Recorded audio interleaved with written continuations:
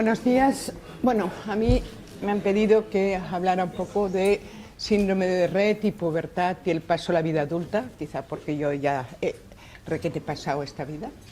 Pero, bien, el paso de la pubertad a la vida adulta ya hace unos 8 o 10 años, ¿verdad, Mar?, que el CatSalut nos pidió que le hiciéramos un protocolo porque nosotros pedíamos, o sea, estaban entonces haciendo los centros de referencia y nosotros queríamos, o sea, tener un centro de referencia para poder pasar a las niñas a la vida adulta.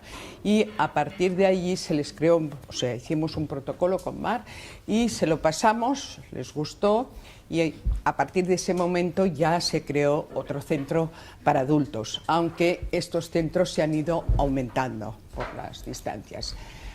El viaje hacia el diagnóstico y más allá viene con un precio muy elevado para muchas personas que se enfrentan al síndrome de Rett. Es un camino muy largo y tienes que hacer muchas pruebas, visitas al médico y llega un momento que realmente es abrumador para vosotros, pero no solo cuando son niñas, también cuando son adultas. Y aquí podemos ver una niña desde que nace, que está muy bien, fantástica, pero luego caemos ya en lo que son los síntomas del síndrome de Rett. Y finalmente llegaremos ya a la edad adulta, a la pubertad y pasaremos a la edad adulta. La definición de transición, la American Society for Adult Medicine, ya hace 18 años se puso, ya te la pasaré, Ángels, se puso hizo mucho hincapié en qué era la transferencia a adultos. Y esta es la definición. Es un evento importante en la vida de todos los jóvenes con enfermedades crónicas y el manejo adecuado de esta transición es una parte esencial de las mejores prácticas en cualquier clínica pediátrica, ¿vale? No solo en los centros Rett, en cualquier clínica pediátrica y esto es fundamental. Las mujeres mayores de 18 años persisten los problemas de epilepsia, respiración, trastornos del sueño, los problemas de bajo peso, los problemas gastrointestinales, la mayoría hacen cifosis o escoliosis y la pérdida de la marcha puede ser inevitable. Y esto es en todas las enfermedades crónicas, según publicado en el Pediatrics del 2002, según la American Society. Por tanto, no es un paso fantástico, sino que es un paso al cual tenemos que vigilar todos los eventos que irán apareciendo. Los americanos dicen cerrar la brecha o pasar la pelota. Esto es duro de oír, pero es una gran realidad. Y la dinámica es imaginarse el futuro. Los pediatras tienen miedo de soltar el paciente. Los pacientes se sienten abandonados por el equipo médico, están angustiados, están depresivos. Por otro lado, el internista, poca experiencia o nula experiencia, pocos recursos. El sistema de salud ya sabemos, y no nos podemos quejar tanto aquí en Cataluña, pero hay según en qué comunidades realmente es preocupante. Y los padres pierden el control y hay una dependencia emotiva con los pediatras. Por tanto, necesitan un soporte y unos servicios sociales. El aumento de las niñas Rett que sobreviven a la infancia hasta la adolescencia y de la adolescencia llegan a la edad adulta cada vez va aumentando más. Es decir, yo me acuerdo al principio de todo que habían mutaciones muy severas que sabíamos que era difícil que llegaran a edad adultas. Hoy en día, gracias a todos los cuidados, no solo pasan la pubertad, sino que llegan adultas fantásticamente. Son problemas complejos, necesitan una asistencia multisistémica y continuada, no de vez en cuando. Y lo que es muy importante es la integración con otras especialidades médicas y quirúrgicas de adultos. Es decir, aquí hay un ortopeda, pero que luego un ortopeda de adultos también la puede recibir, y el de gastro, y ya veremos. Y esto está publicado desde el 2000, o sea, hace 18 años. O sea, no es nuevo, es muy viejo, pero lo importante es que se siga. Las clínicas de especialidades pediátricas han de estar combinadas para los adultos y que se pueda facilitar esta transición. La preparación para la transición debe considerarse como un componente esencial en la atención médica de alta calidad de la asistencia a la adolescencia. Los jóvenes no deben ser transferidos a adultos, sino han terminado el crecimiento y no han terminado la pubertad. Sabéis que en algunos centros pasan adultos ya a los 14 años. En realidad la American Society dice que no, que tienen que pasar a los 18 años. Es decir, tienen que permanecer en pediatría. Y tiene que haber una persona responsable, ya sea una enfermera, ya sea una asistente social, quien quiera que sea, que esté identificada dentro de los equipos pediátricos y debe ser la responsable que enlace con esta misma persona en el centro de adultos. Es decir, tiene que haber una comunicación. No han de ser los padres que vayan con el papelito. Tiene que haber una persona que haga la transferencia. Y los enlaces de gestión se deben desarrollar entre estas dos comisiones locales y se deben consultar a los pacientes cuando son transferidos a un centro terciario, porque claro, si tú vives en Gerona, que te trasladen a un centro de Barcelona es un poco duro, de viajes para arriba y para abajo, sino que esa persona tiene que buscar cuál es el centro de referencia que pueden atender bien con todas las especialidades en tu hija lo más cerca posible de tu domicilio. Y esto es muy importante, los grandes servicios pediátricos deben hacer lo que es el mapa de la transición. Es decir, no 4 papelitos, no, un mapa de la transición con todo un detallado dónde y cómo ocurrirá la transferencia y a qué especialidades se tienen que hacer esta transferencia. Esta diapo es fundamental y la tenéis que tener en cuenta porque además tenéis derecho a tenerlo. Del neurólogo y del médico de medicina general, los adultos necesitan fisioterapeutas, terapeutas ocupacionales, logopedias. Tienen que seguir con ello, porque si no lo van a perder. Tienen que tener ayuda de los psicólogos, las residencias que sean con experiencia, porque si no son con experiencia no saben qué hacer, y además tienen que tener toda esta lista de especialistas que puedan necesitar ellas ayuda, ya sea la nutrición, el gastroenterólogo, el ortopeda, el cardiólogo, el neumólogo, el dentista, la ginecóloga o ginecólogo, ¿vale? Porque no las lleváis a hacer la revisión, los cuidados paliativos y, es muy importante, la asistenta social y la asociación de pacientes. Todo ello tiene que estar relacionado. Desde las clínicas pediátricas a adultas, fijaros que en pediatría la nutrición es muy importante, pero es que es más importante en adultos. Es mucho más importante. ¿Por qué? Porque hacen dietas bajas en calorías y además encima algunas dejan de comer cuando se deprimen. La fisioterapia y la terapia ocupacional es tanto más importante en los niños como en los adultos, porque los adultos tendrán más problemas que los niños. Las niñas cuando llegan a edad adulta, igual que la comunicación. Pero en cambio la epilepsia, en la gran mayoría de ellas, no todas, pero en la gran mayoría se reduce. Y esto es una buena suerte. Igual que las estereotipias manuales, pero en cambio aparecen los trastornos del estado de ánimo y sobre todo la depresión. Estas niñas hacen depresiones muy importantes.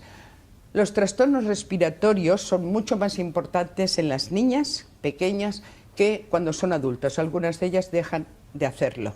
Pero en cambio lo que sí es importante y tampoco las lleváis es al dentista, ¿vale? Yo he visto que me han traído niñas adultas porque no paran de llorar, pero cuando les abres la boca es una pena porque están llenas de caries que les duelen.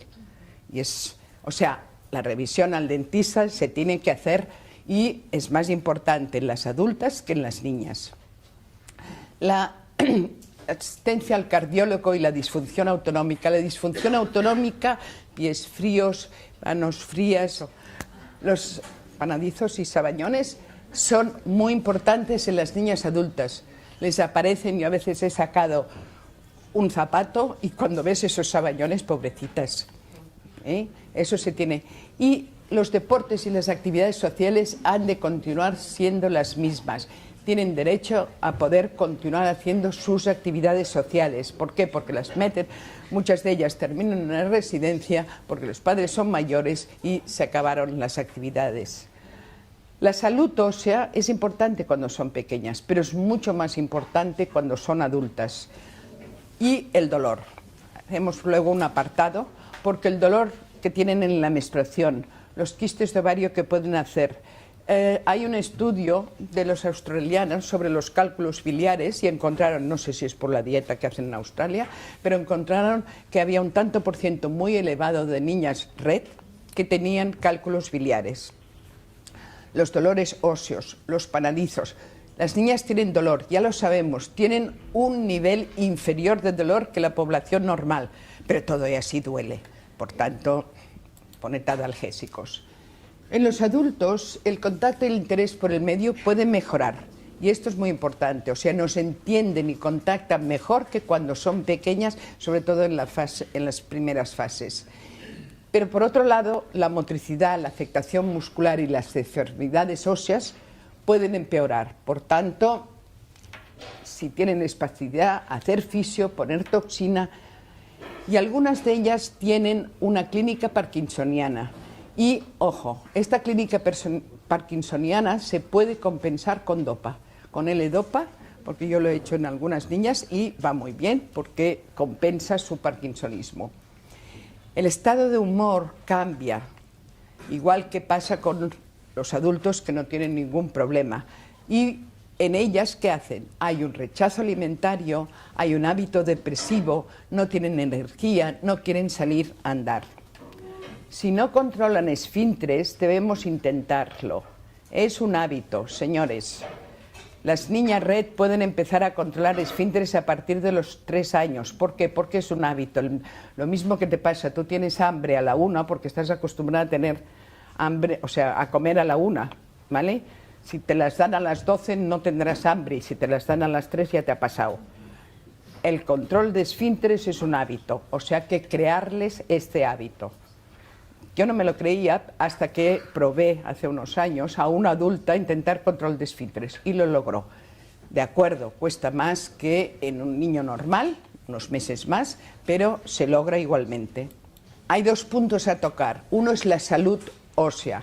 La salud ósea empeora y con la ingesta pobre de calorías y de calcio y en las niñas en silla de ruedas. O sea, nos damos cuenta.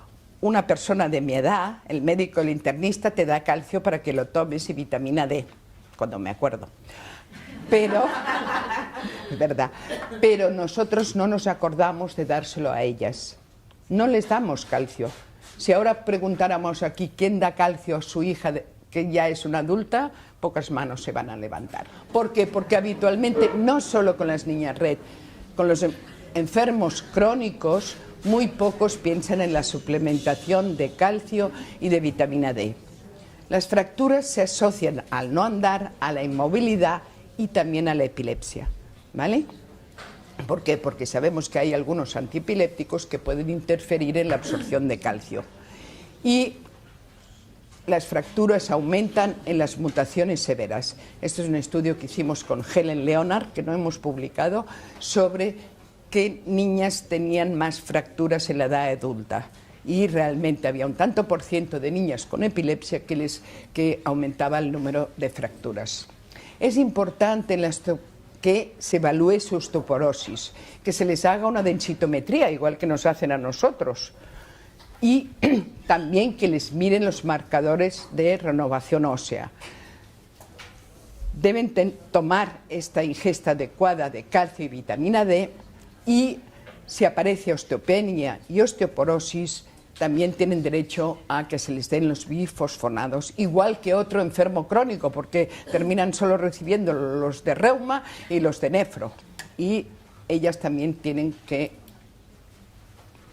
tomarlo. Otro punto importante en ellas, o sea, hay 11 puntos, pero yo solo escojo estos 2 porque me han dado poco tiempo, es el malestar y el manejo del dolor. La osteoporosis, la escoliosis, la cirugía de la columna es muy dolorosa y la osteoporosis es muy dolorosa. Por tanto, se tienen que dar analgésicos, ¿vale? Pero ellas no te lo piden, sino que se ponen de mal humor o lloran. El dolor menstrual. ¿Pensáis cuando tienen la menstruación en darle un analgésico? Vosotros lo tomáis, pero no se lo dais a ellas, ¿vale? Y también tener en cuenta una cosa, hay niñas que las crisis epilépticas son durante la menstruación. A estas niñas yo lo he hecho Si les dais anovulatorios, entonces no tienen crisis, ¿vale? Las de llevar al ginecólogo y que le den la pastilla, la antibaby, ¿vale? Y entonces no tendrá la menstruación y entonces no hará las crisis epilépticas. ¿Sí? Esto en muchas enfermedades neurológicas pasa y es muy fácil. Has de convencer al ginecólogo, pero el ginecólogo cuando recibe la carta del neurólogo habitualmente lo hace porque es una cosa sencilla de hacer. Las niñas las tenéis que llevar al dentista cada año, ¿vale? Si no tienen caries, lo que tienen es sarro. Y si una niña normal, que no tiene ningún problema, un adulto normal, se va a hacer una limpieza de boca, ellas también tenéis que llevarlas a hacer la limpieza de boca. Y más cuando mastican poco y babean. Y se ha de revisar a cualquier edad, ¿eh? A las pequeñas y a las mayores, pero a las mayores más. Los pies y las manos frías, hay unos guantes eléctricos fantásticos y unas zapatillas eléctricas fantásticas y evitaréis los paradizos. Y para el bruxismo, porque algunas de ellas cuando son más mayores no hiperventilan pero hacen un bruxismo exagerado, les tenéis que poner protectores como este de aquí, porque si no se llegan realmente a cargar toda la dentadura definitiva. Pensad en el reflujo. Algunas que tienen reflujo, por favor, darles omeprazol o un antiácido, porque si no las pobres, o sea, tienen mucho disconfort. Las tenéis que llevar al ginecólogo cada año, año y medio, a hacer la revisión. Las que toman Depaquine, ojo, porque pueden hacer quistes de ovario y se tiene que hacer una eco. Y pensar sobre todo en los cólicos biliares. Si en vuestra familia hay la hipercolesterolemia familiar, ellas también lo pueden tener, ¿vale? O sea que el médico internista que le mire que no haga colesterol, que no haga diabetes, que no haga hipertensión y vigilar. Las que no controlan esfínteres tienen mucha facilidad para hacer infecciones de orina, porque los paquetes van manteniendo la humedad y también lo que hacen es muchas infecciones vaginales a hongos por la humedad del paquete, ¿vale? Y entonces les pica, están nerviosas, lloran y cuando destapas el paquete te mueres del susto. Las consideraciones a los problemas que se enfrentan los pacientes adultos, las experiencias médicas y la transición a los adultos, el nivel de comprensión de ellas pueden entender mucho más de lo que pensamos, ¿vale? Y lo entienden y te oyen. Y aunque tú estés hablando con tu marido pensando que ella no te entiende perfectamente y luego llora o se deprime. Debemos pensar en su intimidad, ¿vale? Y preservarla. No les podemos cambiar el paquete en cualquier sitio. Ojo, hombre, una niña normal te pegaría un berrido, ¿verdad? Pero ya un adulto... Se deben crear estos equipos y programas para atender a las necesidades específicas de la enfermedad que presenten, ¿vale? O sea, tienen que tener una solución para cada problema que presenten. El aislamiento social de los compañeros de la escuela que se les fueron, porque se terminó su escuela especial, ¿vale? Les crea una depresión, porque claro, tienen que entrar en una residencia de adultos y ojo, no hay residencias de adultos específicas y muchas veces las ponen en residencia de adultos con enfermedades de Alzheimer que aún las deprime más, porque a ti también te deprimiría, ¿vale?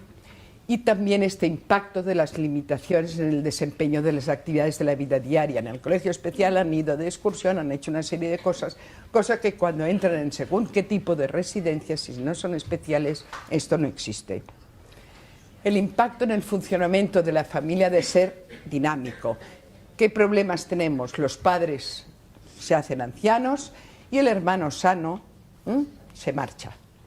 Por tanto, su amigo, su hermano o sus hermanas abandonan porque tienen que crear sus propias familias y sienten el fin del cuidado de la vida. Y gracias por vuestra atención. No toco todos los puntos, si queréis, o sea, lo vamos a publicar ahora con Mar, el protocolo que hicimos para el CAT Salud, ¿vale? Con los 11 puntos, pero lo que quiero es dar gracias a Andrés y a Ana por la atención y especialmente por todo lo que he aprendido de vosotros. Muchas gracias.